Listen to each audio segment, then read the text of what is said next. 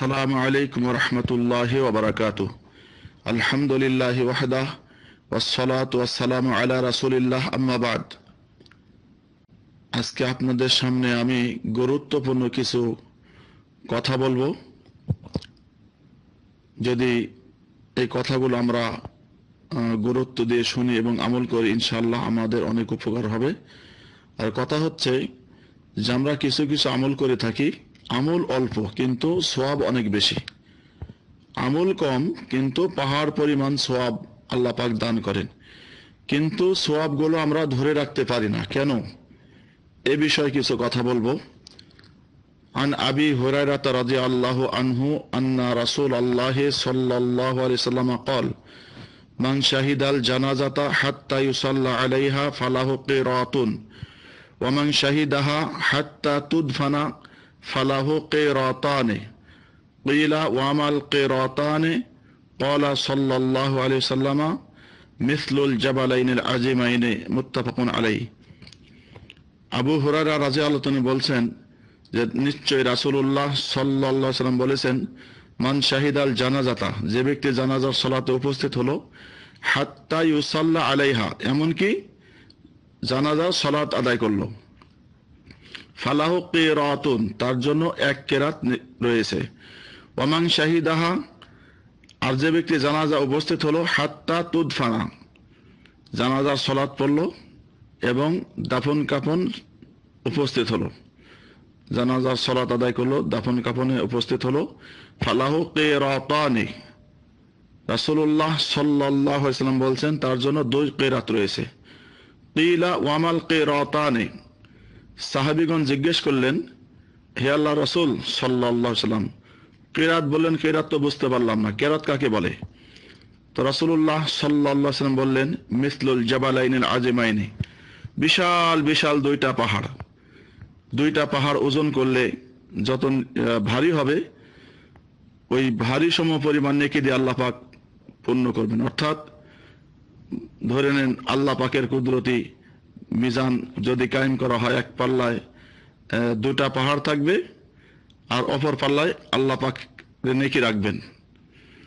সেই নেকি দাড়ি পাল্লা যখন পরিপূর্ণ হয়ে যাবে, বড় বড় হয়ে যাবে, অর্থাৎ নেকিতে আল্লাহ পাক এত সওয়াব দান করবেন, পাহাড় সম পরিমাণ সওয়াব আল্লাহ পাক দান করবেন। এক পাল্লা থাকবে পাহাড় আর এক পাল্লা থাকবে নেকি।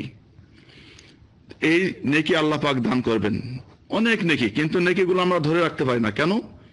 আমরা যখন জানাজার সালাত আদায় করি, তখন তথাকথিত হানাফি মাযহাবের নকল হানাফিরা এই আমলগুলো করে না। সেটা কেমন? আমাদের শ্রদ্ধেয় নাইব আলী ভাই বলেছেন যে ইমাম আবু হানিফা বলেছেন, ইযা সাহহাউল হাদিসু ফাহুয়া মাযহাবি, যেটা সহিহ হাদিস পাবে সেটাই আমার মাযহাব। তো সহিহ হাদিসে আছে রাসূলুল্লাহ সাল্লাল্লাহু আলাইহি ওয়াসাল্লাম বলেছেন, লা সালাতা লিমান লাম ইয়াকরা বিফাতিহাতিল কিতাব, কোনো সালাত নাই, যে ব্যক্তি সালাত পড়লো সেই সালাতে সূরা ফাতিহা পড়লো না, তার কোনো সালাত নেই, তার সালাতই হবে না। জানাজার সালাত একটি সালাত, জানাজার সালাতে সূরা ফাতিহা পড়া হয় না। সহিহ হাদিসে আছে, ইমাম আবু হানিফার মাযহাবে আছে যে জানাজার সালাতে সূরা ফাতিহা পড়তে হবে। নকল হানাফিরা বলছে যে না, আমাদের মাযহাবে জানাজার সালাতে সূরা ফাতিহা পড়তে হবে না, একটা রুকুন ছেড়ে দিল। তারপরে জানাজার সালাতে সানা পড়ার কোনো দলিল নাই, অথচ তারা বলছে যে না, নকল হানাফিরা বলছে যে জানাজার সালাতে সানা পড়তে হবে। কেন? এটা আমাদের মাযহাবে আছে। 3 নম্বর হলো যে জানাজার সালাতের শেষে সম্মিলিত মুনাজাত, এটা হাদিস দ্বারা প্রমাণিত নয়, এটা বেদাত। সুতরাং এখানেই এক কেরাত নেকি চলে গেল।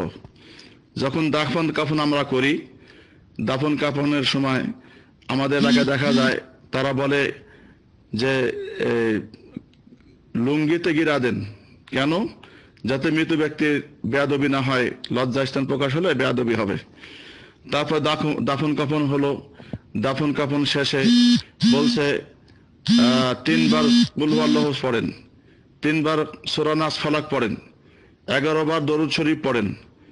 এ বলার পরে যখন শেষ হলো, তখন সম্মিলিত মোনাজাত করে 2 পাহাড় পরিমাণ যত নেকি কামিয়েছিল নেকিগুলো পাহাড় এই কবরস্থানে দাফন করে শূন্য হাতে বাড়িতে চলে যান। কেন? এটা হচ্ছে নকল হানাফিদের আমল।